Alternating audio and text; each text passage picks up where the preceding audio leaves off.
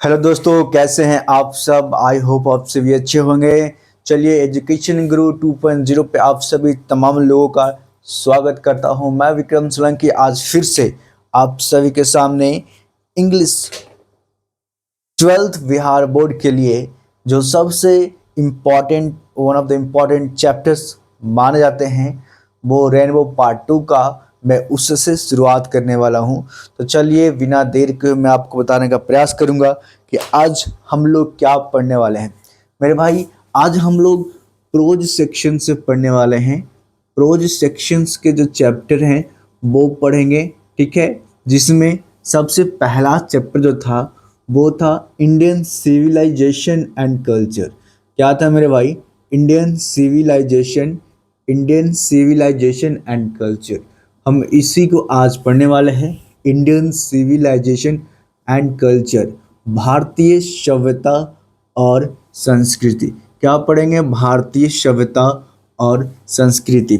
Dear friends, सबसे पहले आप ये जान लीजिए कि इंडियन सिविलाइजेशन एंड कल्चर जो है वो किनके द्वारा लिखा गया था। तो मेरे भाई, इंडियन सिविलाइजेशन एंड कल्चर जो है ये जो है वो रिटन बाई, अगर बात की जाए तो ये जो है महात्मा गांधी के द्वारा लिखा गया था। मेरे भाई, किनके द्वारा लिखा गया है? ये जो है महात्मा गांधी जी के द्वारा लिखा गया है, ठीक है। महात्मा गांधी, ये इंडियन सिविलाइजेशन एंड कल्चर ये जो है महात्मा गांधी लिखे थे, ठीक है। अगर बात की जाए तो सबसे पहले आप जब भी आप समरी वगैरह लिखोगे या आप ऑब्जेक्टिव क्वेश्चंस को सॉल्व करने का प्रयास करोगे तो आपको एग्जाम्स में इनके बारे में भी डिटेल्स जो है वो आपको पूछता है। तो आप जान लीजिए महात्मा गांधी जी का जन्म जो है वो कब हुआ था। तो महात्मा गांधी जी का जन्म जो है 2 अक्टूबर 1869 ईस्वी में गुजरात के पोरबंदर में हुआ था, है ना। कहाँ हुआ था? गुजरात के पोरबंदर में हुआ था, ठीक है। और महात्मा गांधी का जन्म की बात की जाए मेरे भाई तो इनका जन्म जो है वो कब हुआ था, है ना? 2 अक्टूबर 1869, है ना। अगर कहाँ हुई थी, अगर प्लेस की बात की जाए, है ना, तो ये जो है कहाँ हुआ था? पोरबंदर। कहाँ हुआ था मेरे भाई? इनका जन्म जो है वो कहाँ हुआ था? जो कि पोरबंदर में, है ना। वो कहाँ है? गुजरात में। कहाँ है? गुजरात में, ठीक है। एक बात और ध्यान दीजिएगा मेरे भाई, उसके बाद हम स्टोरी पे चलेंगे। क्या एक्चुअली ये स्टोरी जो है आखिर कहता क्या है, हम उस पर चलने का प्रयास करेंगे। उससे पहले ध्यान दीजिएगा, क्या उनका जन्म जो है वो कहाँ हुआ था? पोरबंदर इन गुजरात, ठीक है। गुजरात स्टेट के अंदर, है ना, पोरबंदर में हुआ था, ठीक है। मेरे भाई, अगर बात की जाए तो गांधी जी को बापू के नाम से जानते हैं। क्या जानते हैं? बापू, और फादर ऑफ नेशन, ठीक है। Father of nation. कभी कभी एग्जाम्स में डायरेक्टली जो है ना ये क्वेश्चन पूछता है, ठीक है ना। तो ये ऑब्जेक्टिव टाइप्स के लिए थोड़ा सा इनके इंट्रोडक्शन बनता है। उसके बाद हम चलते हैं, हमारे पास जो है मेरे भाई एक बुक है, आप देख रहे हैं रेनबो पार्ट 2 का। क्या बुक है? Rainbow part 2। इसी के माध्यम से एक्चुअली हम आपको पढ़ाने का प्रयास कर रहे हैं, ठीक है। तो आप लोग ध्यान दीजिएगा कि क्या है ये। सबसे पहले कहता है Mohandas Karamchand Gandhi 1869 to 1948, popularly known as Bapu और the father of the nation. Mohandas Karamchand Gandhi जो हैं, ठीक है, वो जो है पॉपुलर थे, ठीक है। मतलब पॉपुलर हैं भी और पॉपुलर थे वो पहले से ही, है ना। बापू के नाम से आज भी लोग जानते हैं और पहले भी लोग जानते थे। तो कहता है कि मोहनदास करमचंद गांधी, एक्चुअली महात्मा गांधी का पूरा नाम जो है वो क्या था? मोहनदास। क्या नाम था मेरे भाई? मोहनदास। क्या नाम था? मोहनदास करमचंद, ठीक है। करमचंद, ठीक है। मोहनदास करमचंद गांधी, ठीक है। मोहनदास करमचंद गांधी, जिसको शॉर्ट फॉर्म में महात्मा गांधी, मतलब महात्मा का उपाधि जो है इनको मिला था, इसीलिए इनका नाम जो है शॉर्ट फॉर्म में महात्मा गांधी हम लोग जानते हैं। तो कहता है मोहनदास करमचंद गांधी, ठीक है, popularly known as Bapu or the father of the nation, was more spiritual politician। कहता क्या है? more a spiritual leader than a politician। कहता है महात्मा गांधी को, है ना, राष्ट्रपिता के नाम से जानते हैं। साथ ही साथ महात्मा गांधी को हम लोग बापू के नाम से भी जानते हैं। महात्मा गांधी जो थे, है ना, वो एक राजनीतिज्ञ से ज़्यादा राजनीतिज्ञ से ज़्यादा कह सकते हैं, वो अध्यात्म के जानने वाले लोगों में से थे। यानी महात्मा गांधी जो हैं वो जरा पॉलिटिक्स से ज़्यादा स्पिरिचुअल लीडर थे, मतलब आध्यात्मिक नेता थे। क्या थे? आध्यात्मिक नेता थे।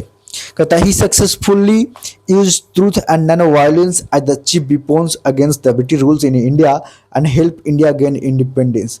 कहता है वह सत्य और अहिंसा का, वह महात्मा गांधी जो हैं वो सत्य और अहिंसा रूपक दो मुख्य हथियार का उपयोग करके, महात्मा गांधी द्वारा सत्य और अहिंसा रूपक मुख्य दो हथियार का उपयोग करके, दो कह सकते हैं वेपन्स, ठीक है, हथियार, दो हथियार का उपयोग करके जो है अंग्रेजों के खिलाफ लड़ाई लड़के भारत को आज़ाद दिलवाने में, भारत को अंग्रेजों से आज़ाद दिलवाने में जो है वो हम लोगों की मदद किए थे। ठीक है, कहता है उन्होंने भारत में ब्रिटिश शासन के खिलाफ, है ना, सत्य और अहिंसा का, है ना, दो मुख्य हथियार स्वरूप यूज करके जो है ना, वो इस्तेमाल करके भारत को अंग्रेजों से स्वतंत्रता दिलवाने में, है ना, वो सहयोग किए थे। ठीक है, कहता है मेरे भाई कि फ्रॉम 1915 एंड टिल 1948, 1915 ईस्वी से लेकर 1948 ईस्वी तक, अगर बात की जाए 1915 ईस्वी से लेकर 1948 ईस्वी तक, है ना, ही कंप्लीटली डोमिनेटेड इंडियन पॉलिटिक्स। 1915 ईस्वी से लेकर 1948 तक महात्मा गांधी जो थे वो भारतीय राजनीति पर क्या थे? हावी रहे थे। डोमिनेटेड मतलब होता है हावी। क्या होता है? डोमिनेटेड मतलब हावी। तो यहाँ पे ये कह रहा है मेरे भाई कि महात्मा गांधी 1915 ईस्वी से लेकर 1900, है ना, 48 ईस्वी तक भारतीय राजनीति पर हावी रहे थे। मतलब जो है उनकी मान, उनकी सम्मान जो है वो भारतीय राजनीति में, है ना, वो एक अलग दर्जे का था। मतलब उनकी हर एक बात को जो है हर एक राजनेता, हर एक लीडर्स जो है मानने के लिए हमेशा तत्पर तैयार रहते थे। ठीक है,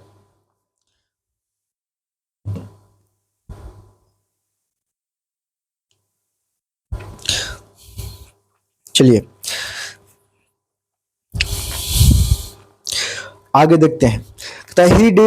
He died at the hands of a fanatic on 30 जनवरी 1948। कहता है वो एक कट्टरपंथी के द्वारा, महात्मा गांधी की मृत्यु जो है एक कट्टरपंथी के द्वारा 30 जनवरी 1948 ईस्वी को हो गई थी। आप सभी को पता होगा कि नाथूराम गोड्स ने 30 जनवरी 1948 को महात्मा गांधी को क्या किया था? गोली मार दिया था। उसी में इनकी जो है वो देहांत हो गई थी, इनकी मृत्यु हो गई थी। His autobiography, My Experiment with Truth, and the numerous articles that he wrote for Young India and the speeches that are delivered on different occasions reveal him not only as on the original thinker but also as a great master of just idiomatic English.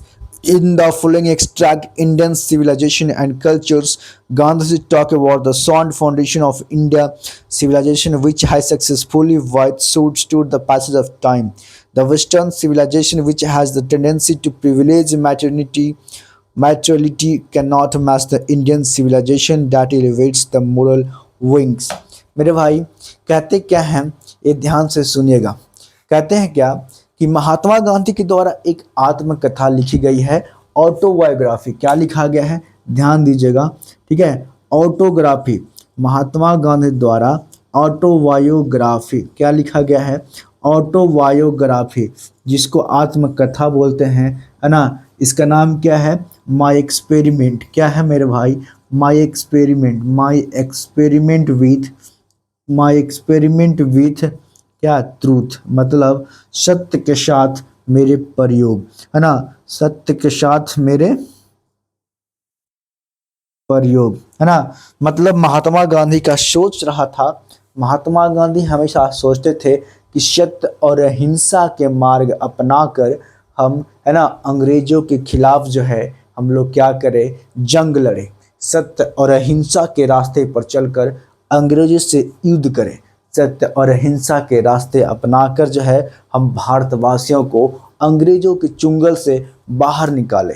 तो महात्मा गांधी एक autobiography लिखते हैं, आत्मकथा लिखते हैं, क्या लिखते हैं, आत्मकथा लिखते हैं, है ना, आत्मकथा लिखते हैं, ध्यान दीजिएगा, आत्मकथा लिखते हैं मेरे भाई, है ना, आत्मकथा लिखते हैं जिसका नाम है my experiment with truth, my experiment with truth.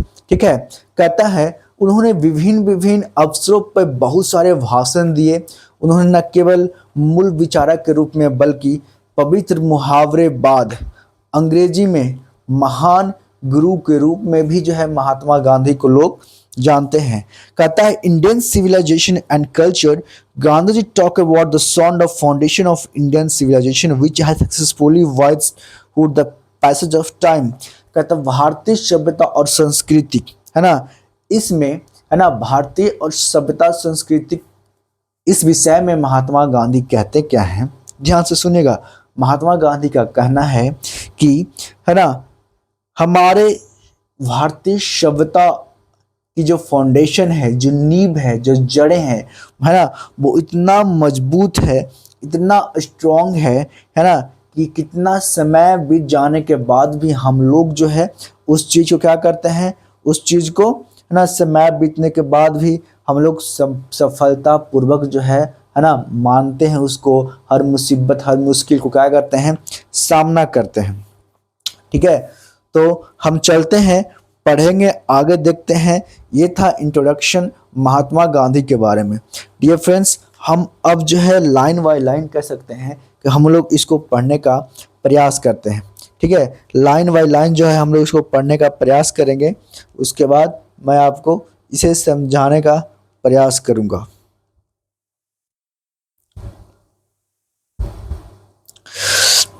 कहते I believe that the civilization India has evolved is not to be beaten in the world. Nothing can equal the seeds sown by our ancestor. Rome went, Greece said. कहते क्या है कि I believe that the Indian civilization has evolved. कहते हैं क्या कि मेरा मानना है कि जिस सभ्यता को भारत ने विकसित किया, क्या किया, जिस सभ्यता को भारत ने विकसित किया है वह दुनिया में मिटने वाली नहीं है। मतलब इवॉल्व मतलब होता है विकास करना, ठीक है, या विकसित करना। मतलब जिस सभ्यता को भारत ने विकसित किया वह दुनिया में मिटने वाली नहीं है। ठीक है, वह दुनिया में क्या है, मिटने वाली नहीं है ना। कोई चीज़, है ना, कोई भी सभ्यता, कोई भी देश हमारे देश की सभ्यता की बराबरी नहीं कर सकता है। क्या, हमारे देश की सभ्यता की बराबरी नहीं कर सकता है। कहता है Rome went, Greece shared the same faith. कहता है रोम की सभ्यता आई और वह चली गई, है ना। सेम अगर बात की जाए तो ग्रीस की सभ्यता का भी जो अंजाम जो है वो उसी प्रकार से हुआ था। क्या हुआ, ग्रीस की सभ्यता का भी जो अंजाम, है ना, हर्ष जो है वो उसी प्रकार से हुआ।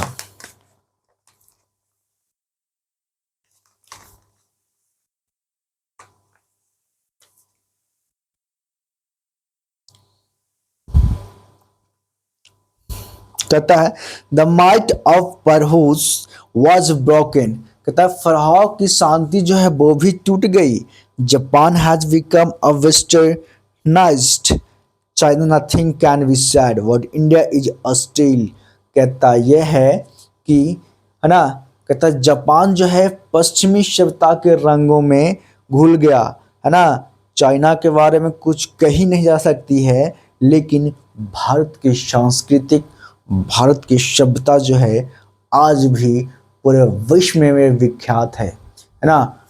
क्या है, पूरे विश्व में विख्यात है। Somehow or other sons at the foundation, the people of Europe learned their lesson from the writing of the men of Greece and Rome, which exist no longer in their former glory। कहता क्या है कि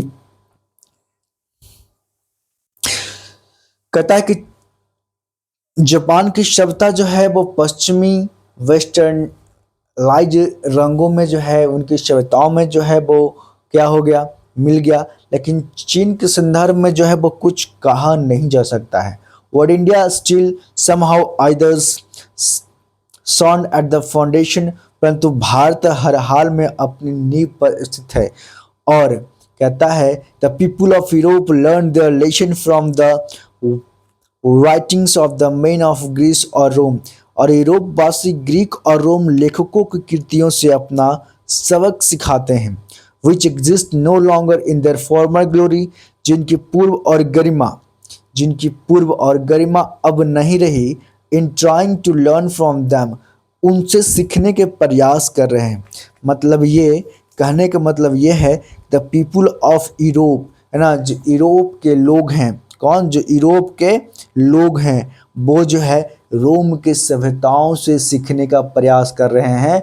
लेकिन उन्हें ये नहीं पता कि रोम के सभ्यताओं का कोई अता पता नहीं रहा, है ना। लेकिन फिर भी यूरोप के लोग जो है रोम के सभ्यताओं को अपनाने का प्रयास करते हैं, और वह यह प्रयास करते हैं in trying to learn from them European imagine that they will avoid the mistake of Greece and Rome, such is the pitiable condition. कहने का मतलब ये है कि यूरोपियन इमेजिन करते हैं, कल्पना करते हैं, सोचते हैं, और वह ये सोचते हैं कि जो गलती, जो मिस्टेक जो है ग्रीस और रोम के द्वारा किया गया था उन चीज़ों को दोहराया ना जाए, है ना। और वो रोम की सभ्यता को क्या कर ले, अपना ले, क्या कर ले, रोम की सभ्यता को क्या कर ले, अपना ले। ठीक है।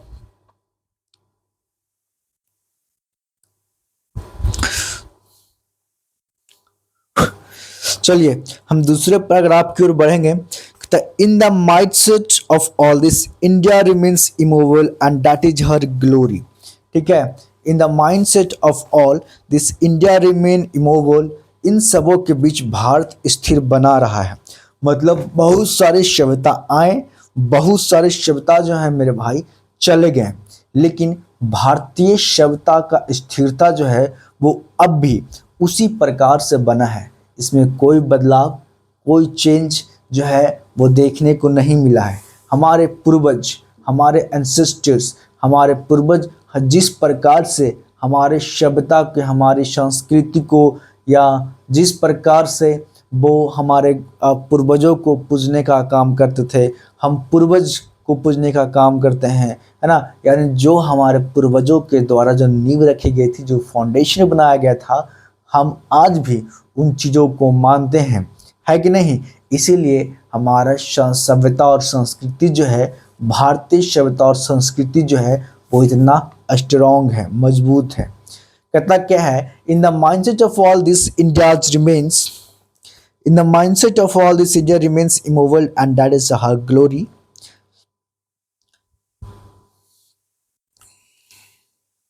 कहता है कि इन सबों के बीच भारत, है ना, भारतीय सभ्यता जो है आज भी स्थिर है, और यह इसके लिए हम सब के लिए बहुत गर्व की बात है। It is a charge against and that is the glory, it is a charge against the India. Bharat के विरुद्ध एक आरोप है। मतलब पश्चिमी सभ्यता के लोग जो है ना, भारतीयों के विरुद्ध एक आरोप लगाते हैं। वो क्या लगाते हैं, that how peoples are so uncivilised, कि वहाँ के लोग जो हैं, भारत के नागरिक जो हैं, भारत के लोग जो हैं वो क्या है, असभ्य है, इग्नोरेंट है, स्टोल्ड है, मतलब अज्ञानी है, क्या है, मंद बुद्धि वाला है। वो that is not a possible to induce them to adopt and changes, it's a charge really against our merit, है ना।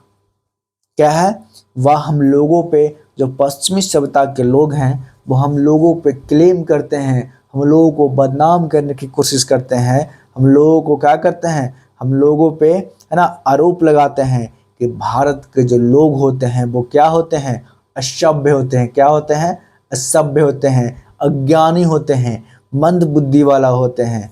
लेकिन that is not a possible to induce them to adapt and change, कि उन्हें परिवर्तन, है ना, अपनाने हेतु प्रेरित करना असंभव है। मतलब वेस्टर्न सिविलाइजेशंस के लोगों का कहना है कि भारत के लोगों की सोच में बदलाव करना जो है वो क्या है, असंभव है। It is a charge really against our merit. Mahatma Gandhi कहते हैं कि नहीं, ये उन लोगों का जो सोच है कि हम भारतीय क्या हैं, अशुभ हैं, हम भारतीय क्या हैं, अज्ञानी हैं, हम भारतीय क्या हैं, मंद बुद्धि वाला है, वो क्या है, वो सब एक आरोप ही नहीं बल्कि हम भारतीयों के क्षमता पर क्या है, अंगुली है। हम भारत के लोगों के क्षमता पर क्या है, सवाल है ना। तो ये जो है, ये सब क्या है, ये सब के सब जो है वो क्या है ना, हमारे गुणों के विरुद्ध जो है उनकी बोली गई भाषा है, जिसे वो बिल्कुल गलत मानते हैं। कहता है क्या, it is charge against our meet what we have tested and found true on the unveils of experience we did not change। कहता क्या है कि हम लोगों ने जिस चीज़ों को परखा, जिस चीज़ों को अनुभव किया, हम लोगों ने जिस चीज़ों की सत्यता को सत्य माना, जिस चीज़ों को अच्छा माना ना, जैसे कर्मों को हमने अच्छा समझा हमने उसे ही अपनाया। और ये कहीं भी किसी भी दृष्टिकोण से कह सकते हैं, है ना। तो असभ्य होने की बात आती नहीं है, अज्ञानी होने की बात आती नहीं है, मंद बुद्धि होने की बात यहाँ आती नहीं है। मतलब उनका कहने का मतलब ये है कि हमने जिसे अपने अनुभव की निहाई पर जांचा है, परखा है ना, उसे बदलने का साहस हम बिल्कुल नहीं कर सकते मेरे भाई। हम उसे बदलने का प्रयास ही नहीं कर सकते। बहुतों ने अपना विचार भारत पर थोपा, बहुतों ने हम लोगों को मंदबुद्धि कहा, बहुते देश ने हम लोग को अज्ञानी कहा, बहुते लोगों ने, बहुते सभ्य के लोगों ने जो है वेस्टर्नलाइज लोगों ने है, वेस्टर्न कंट्री के लोगों ने हम लोगों को असभ्य कहा। लेकिन हम जो हैं वो अपनी सभ्यता को बिल्कुल क्या किए, अस्थिर रखने का प्रयास किए। किसी भी प्रकार का कोई बदलाव जो है वो हम लोग नहीं किए।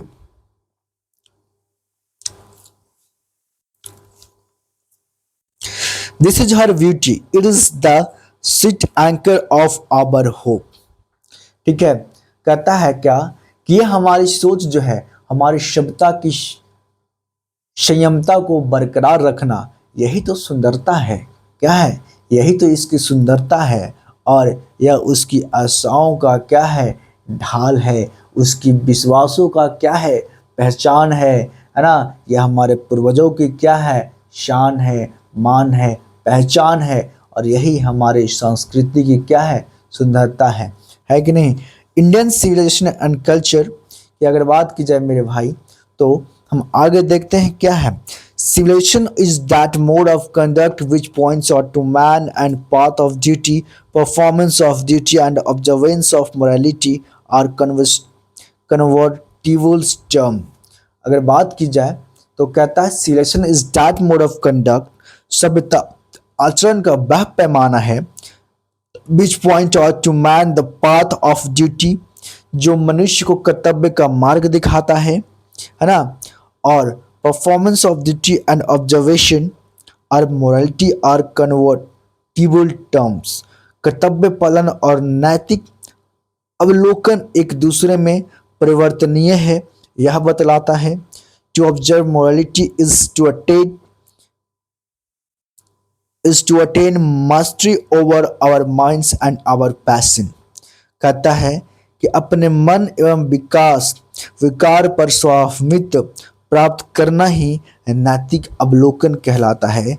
ये बतलाता है ना क्या, ये बतलाती है हमारी संस्कृति, हमारी सभ्यता जो है हमें ये सिखलाती है ना।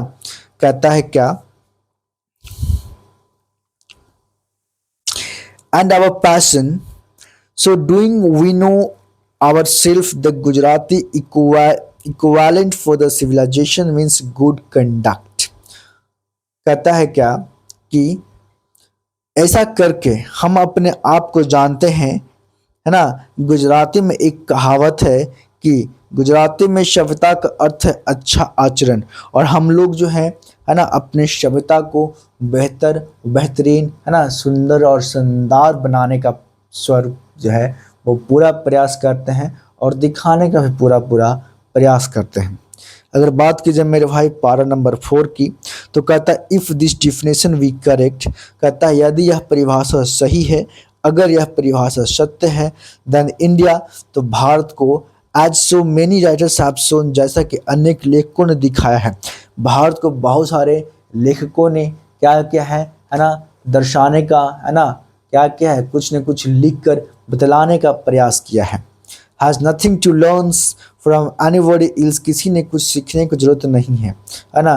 कहता क्या है कि किसी भी से लेखक से कुछ अधिक सीखने की जरूरत नहीं है। हमारे देश की सभ्यता, हमारे देश के सांस्कृतिक जो है वो बहुत बढ़िया है, जो भी है बहुत अच्छे है। वेस्टर्न लोगों की सभ्यता से, है ना, जो है किसी प्रकार की सभ्यता को कॉपी नकल करने के प्रयास नहीं कर सकते हैं। कहता क्या है कि has nothing to learn from anybody else and this is as it should be। कहता है कि हम अपने आप को जानते हैं, है ना, क्या, कि जो हमारे देश में बहुत सारे लेखक आए हैं, बहुत सारे लेखकों ने किताबें लिखी है, बहुत सारे लेखकों ने, बहुत सारे कह सकते हैं अध्यात्म के अध्ययन करने वाले लोगों ने भारत पे जो है रचना की है। हमें उनकी भी सुनने की आवश्यकता नहीं है, क्योंकि हमारे देश की जो संस्कृति है, हमारे देश की जो सभ्यता है ना, वो बहुत ही क्या है, अलग है। और हम अपने देश की सभ्यता, हम अपने देश की संस्कृति को, है ना, वो क्या रखें, हम लोग विराजमान रखें, हम लोग इसे ही लेकर आगे बढ़ेंगे, है ना। कहता है कि किसी से कुछ सीखने की जरूरत नहीं है और यह वैसे ही है जैसा होना चाहिए। हम लोग इसको हर यथासंभव स्वीकार करते हैं और इसे आगे ले जाने का प्रयास करते हैं, है ना। हम लोगों की, हमारे देश के लोगों की पहनावा, हमारे देश के लोगों की, है ना, कपड़े पहनने के तरीके, बोलने चालने के तरीके, है ना, खाने पीने के तौर तरीके जो भी हैं, सब के सब है मेरे भाई बेहतर है, बेहतरीन है। हमें ये सब चीज़ों को जो है ना, वो किसी और वेस्टर्न सिविलाइजेशन के लोगों से तुलना करने की ज़रूरत ही नहीं है ना। हम किसी से कंपैरिजन क्यों करें, हम किसी से क्यों बोलें, हम किसी से क्यों कहें कि हमें तुम्हारी सभ्यताओं को अपनाना है, तुम्हारे कपड़े को, तुम्हारे पहनने का, तुम्हारे बोलने का स्टाइल को अपनाना है, तुम्हारे हर एक चीज़ को अपनाना है। क्या ज़रूरी है मुझे, है कि नहीं। जो भी है मेरे पास, वो सब कुछ मेरे पास जो है वो इनफ है। कहता है we notice that the mind is restless word, हम देखते हैं कि एक मन एक बेचैन पक्षी है। ये गांधी जी का स्टेटमेंट था मेरे भाई, ठीक है, गांधी जी का यह स्टेटमेंट था क्या, mind is restless word. Exam में पूछता है कि लाइन जो है किनका लिखा हुआ है, माइंड इज रेस्टलेस वर्ड, क्या है, restless word, mind is restless words, the more it gets, the more it wants, still remains unsatisfied. Mind is restless words, the more it gets, the more it wants, still remains unsatisfied। कहते हैं कि हमारा मन जो है एक बेचैन पक्षी की तरह है ना। इसे जितना अधिक मिलता है उतना अधिक पाने का प्रयास करता है। मतलब हमारी इच्छाएं, हमारी आकांक्षाएं, हमारी जो है ना ऊर्जा, हर एक चीज़ में वृद्धि हो जाती है।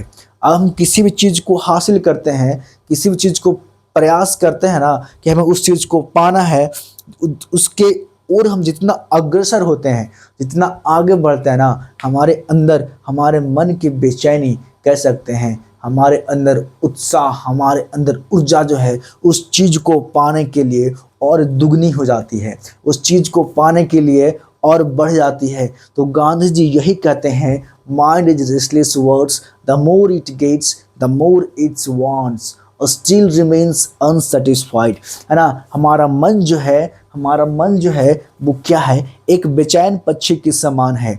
इसे जितना अधिक मिलता है, जितना अधिक प्राप्त होता है, उतना ही अधिक इसे पाने की इच्छा जो है ना, पाने की तृष्णा जो है, पाने की जिज्ञासा जो है वो बढ़ जाती है। और अधिक से अधिक पाकर वो, है ना, फिर भी वो क्या होता है, संतुष्ट नहीं होता है, उसे और की अभिलाषा होती है। उसे क्या होती है, उसे और की अभिलाषा होती है, उसकी और की चाहत बढ़ जाती है, उसकी ख्वाहिशें है ना, उसकी और जो है वो क्या होता है, बढ़ते जाती है। तो गांधी जी कहते हैं क्या कि mind is restless words, the more it gets the more it wants still remains unsatisfied.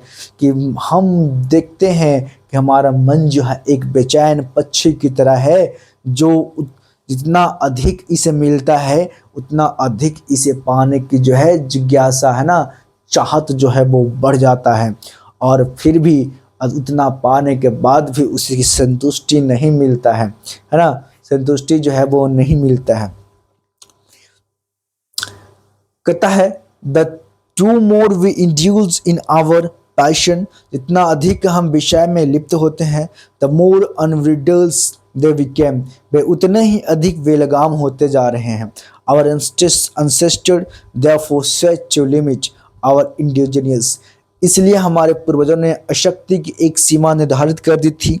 They saw that happiness was largely a mental condition, उन्होंने देखा कि खुशी एक मानसिक अवस्था है। क्या है, मानसिक बीमारी है। क्या है ना, हम लोग हर एक चीज़, जैसे मान के चलो अभी गर्मियाँ आ रही है, गर्मियों के मौसम में है ना, स्टार्टिंग टाइम में आप फ़ैन चलाओगे, क्या चलाओगे मेरे भाई, फ़ैन चलाओगे है ना, पंखे चलाते हैं है ना, फिर थोड़ा गर्मी बढ़ जाती है, थोड़ा बोलते हैं कूलर लगा लो, कूलर भी लग जाती है, थोड़ा कुछ 15 दिन और गर्मी जाएगी तो नहीं कूलर से काम नहीं चल रहा, अब एसी लगवाना पड़ेगा है ना, तो एसी लगवाते हैं। अब एक एसी से काम नहीं चल रहा, 2 एसी लगवाओगे है ना, तो ये क्या है, ये हमारे मन की जो है ना वो इच्छा शक्ति की वृद्धि है।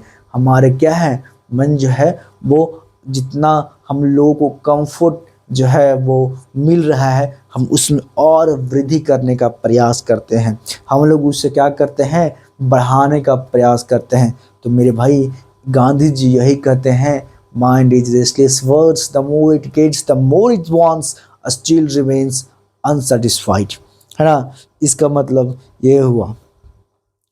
अब चलते हैं मेरे भाई पारा नंबर 6 पे। कहता है a man is not necessarily happy because he is rich और unhappy because he is poor. कहता है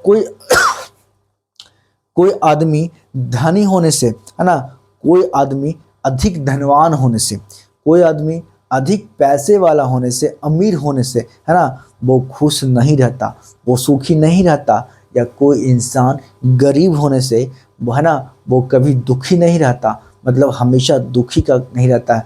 कहने का तात्पर्य ये है मेरे भाई कि हर वो इंसान जिसके पास धन दौलत है, हर वो इंसान जिसके पास पैसे हैं, वो हमेशा सुखी नहीं रह सकता, और हर वो इंसान जो गरीब है, जिसके पास धन की कमी है, वो भी हमेशा कभी दुखी नहीं रह सकता है ना। The rich often seen to be unhappy and the poor to be happy. कहता है धनी जो है वो भी दुखी होते हैं है ना, अमीर आदमी के लाइफ में, अमीर आदमी के जीवन में भी क्या होता है, दुख की घड़ियां आती है, और गरीब आदमी millions will always remains poor, है ना। कहता है कि the poor to be happy, है ना। कहने का मतलब यह है कि अमीर आदमी की ज़िंदगी में भी कभी कभी है ना दुख की घड़ी आती है, और गरीब आदमी जो होता है उसके जीवन में भी मेरे भाई है ना खुशियाँ आती है, मतलब वो भी हमेशा खुशी, मतलब जो है वो खुशी खुशी अपना जीवन जो है यापन करता है। कहता है millions will always remains poor, लाखों लोग सदैव गरीब रहेंगे। ऑब्जर्विंग ऑल दिस, इन सही बातों को देखते हुए, आवर एंसेस्टर्स है ना decided us from luxurious and pleasures, हमारे पूर्वजों ने हमें विलासिता एवं विषय सुख के से बचने की जो है सलाह दी है। मतलब ये कि हमारे महात्मा गांधी जी कहना चाहते हैं कि हमारे जो एंसेस्टर्स, हमारे पूर्वज जो हैं, हमारे दादाजी, परदादाजी, या और भी जो हमारे पूर्वज हुए ना, या हमारे कुल देवता हुए है ना, वो सब पहले जानते थे कि जैसे जैसे समय बीतेगी ना, वैसे वैसे जो है वो गरीबता बढ़ेगी, है ना, गरीबता बढ़ती है और बढ़ेगी। जनसंख्या में वृद्धि होगी तो गरीबता में क्या होगी, उसमें भी वृद्धि होगी मेरे भाई। तो वो लोग जो है हम लोगों को सलाह देकर गए कि आप फिजिकल वर्ल्ड की ओर अग्रसर ना हो, है ना। अगर बात की जाए तो हम आज हर एक टाइम्स में हर एक बच्चा के पास मोबाइल फ़ोन है। आज से 20 वर्ष पूर्व की अगर बात की जाए मेरे भाई, तो क्या आपके पास मोबाइल फ़ोन था? नहीं था। आप जनरली हर किसी के घर में भी 10 साल पूर्व की बात करें तो मोबाइल फ़ोन नहीं होगा। अगर हुआ तो एक फैमिली के पास मोबाइल फ़ोन में भी हो सकता है। लेकिन आज के टाइम में अगर 2025 की बात की जाए तो हर एक बच्चा जो अभी 12 साल का होगा, 10 साल का होगा, उसके पास एक एंड्रॉयड फ़ोन होगा, है कि नहीं। तो ये क्या है? ये फिजिकल वर्ल्ड है। भौतिक सुख की दुनिया में हर इंसान जो है ना मेरे भाई, वो क्या हो रहा है? बर्बाद हो रहा है। तो हमारे महात्मा गांधी का यही कहना था कि हमारे पूर्वजों ने हमें इस्लाह दिया था। क्या दिया? हमारे पूर्वजों ने क्या दिया था? सलाह दिया था कि इन सब सुख के लिए, इन सब सुख के पीछे जो है वो ना भागना।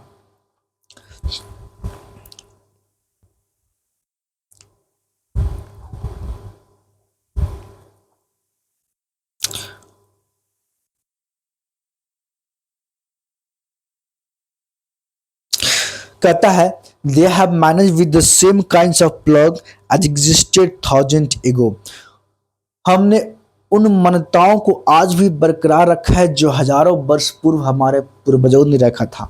मतलब ये मान के चलिए, आप कृष्ण भगवान की पूजा करते हैं, आप श्री राम को आराध्य करते हैं, आप श्री राम को पूजा करते हैं, है ना। आप अभी भी दशहरा मनाते हैं, होली मनाते हैं, दीपावली मनाते हैं, है ना। हम वो सब कुछ करते हैं जो हमारे पूर्वजों के द्वारा जो है सब कुछ की जा रही थी, है कि नहीं।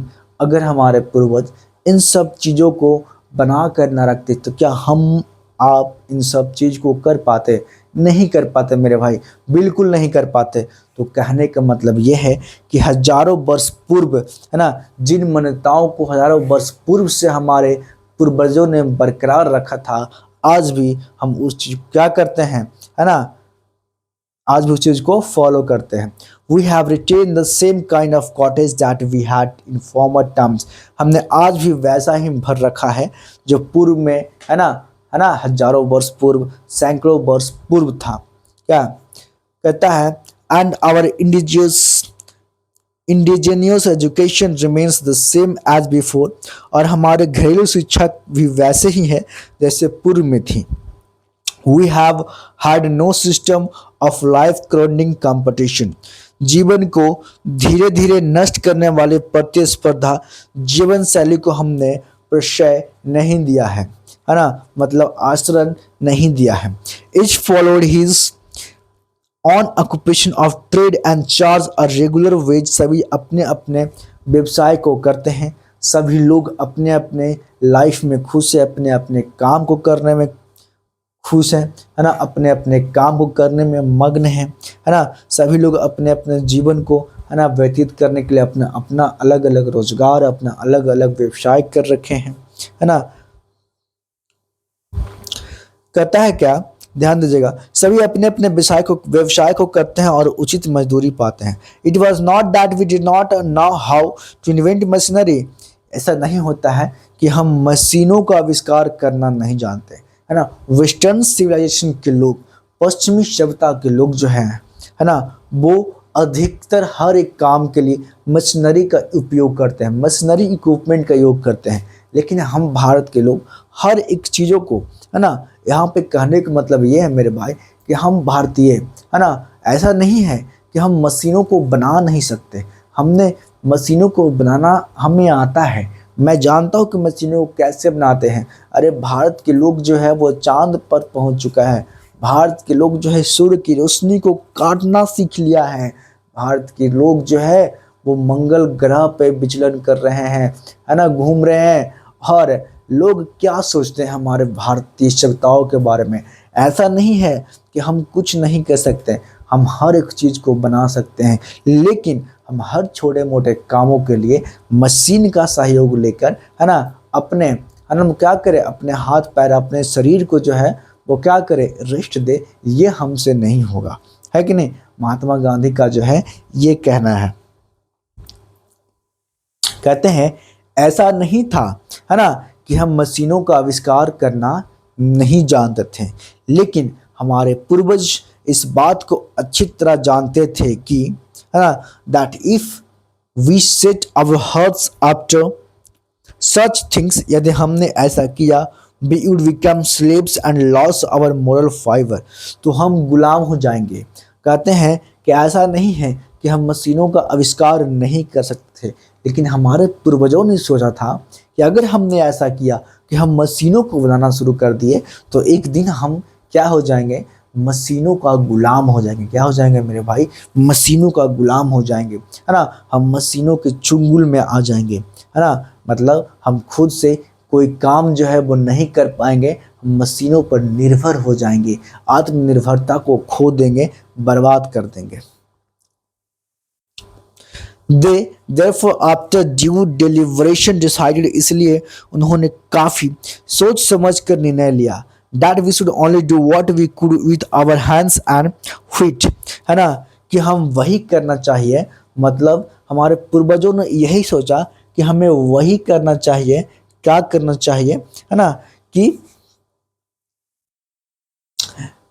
जो काम हम कर सके, क्या कर सके, जो काम हम स्वयं कर सके, उन छोटे छोटे कामों के लिए मशीन क्यों, हम अपने हाथ पैर से ही करेंगे, है ना। क्या करेंगे, हम अपने हाथ पैर से ही करेंगे।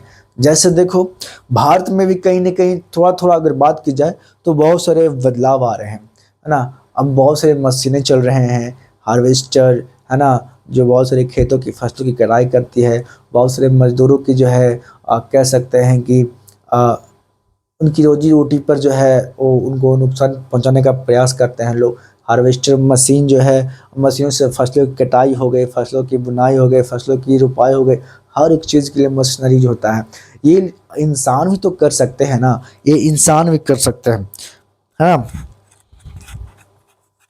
तो वो कहते हैं कि हमें वही करना चाहिए जिसे हम अपने हाथों और पैरों से कर सके। दे सॉ दैट, उन लोगों ने देखा कि our real happiness and health, हमारी वास्तविक खुशी एवं स्वास्थ्य, है ना, consistence in a proper use of our hands and feet, अपने हाथ और पैर जो है हमारे हमेशा क्या है, क्रियाशील रखने में है। क्या है, क्रियाशील, मतलब कार्य, हम हर काम को अपने हाथ और पैर के माध्यम से ही क्या करते हैं, है ना। कहता है दे फर्दर रीजन्स, आगे उन लोगों ने विचार किया, तर्क दिया कि that large city were a snare and a useless encumbrance, बड़े नगर बोझियां और बेकार जाल की, है ना, जो तरह थे, and that people would not be happy in them, जिसमें लोग खुश नहीं रहेंगे। कहने का मतलब ये है कि हम बहुत सारे मशीनों का आविष्कार कर दे सकते हैं, हर एक काम के लिए रोबोट बना सकते हैं, है ना। मतलब अगर बॉर्डर पे अगर पुलिस फोर्स भेजनी है तो हम रोबोट को भेज सकते हैं, वो भी गोली जलाने का काम करेंगे मेरे भाई, लेकिन उससे हमारे देश के लोग जो है ना वो खुश नहीं रहेंगे। क्या रहेंगे, हमारे देश के नागरिक है ना वो खुश नहीं रहेंगे, है ना। तो हम उनको ना खुश करके हम अपने आवश्यकताओं में जो है वो बदलाव कैसे करेंगे।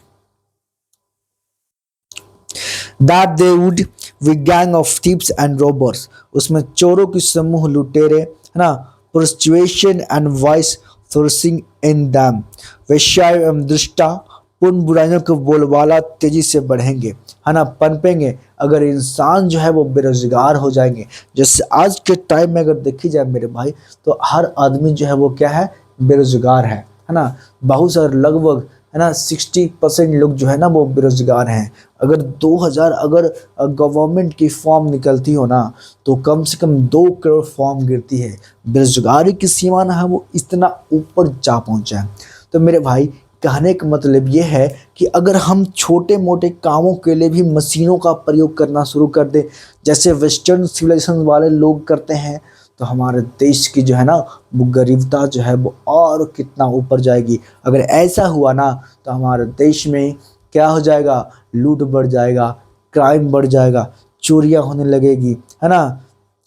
इस सारे जो है वो क्या हो जाएंगी, बढ़ जाएंगी, है ना। और हम इन चीज़ों को बढ़ावा देना नहीं चाहते। And that poor man would be robbed by rich man, है ना। तो कहते क्या है, अगर ऐसा हुआ ना तो गरीब लोग जो है वो धनी लोगों को क्या करने लगेंगे, लूटने लगेंगे। क्या करने लगेंगे, लूटने लगेंगे। अगर बात किया तो अभी अमीर लोग जो है गरीबों को लूटने में लगे हैं, है कि नहीं। They were therefore satisfied with small village, है ना। गांधी जी कहते हैं कि हमारे पूर्वज, है ना, छोटे छोटे गांव में, छोटे छोटे कस्बे में रहना पसंद करते थे। क्यों? क्योंकि बड़े बड़े शहरों में जो क्या होता है ना, बहुत सारे क्राइम होते हैं। क्या होते हैं, है ना, बहुत सारे क्राइम होते हैं। आगे पढ़ते हैं, है ना। They saw that kings and their sword, उन लोगों ने देखा कि राजा एवं उनके तलवार were inferior to the sword of ethics, नैतिकता की तलवार से छोटी थी।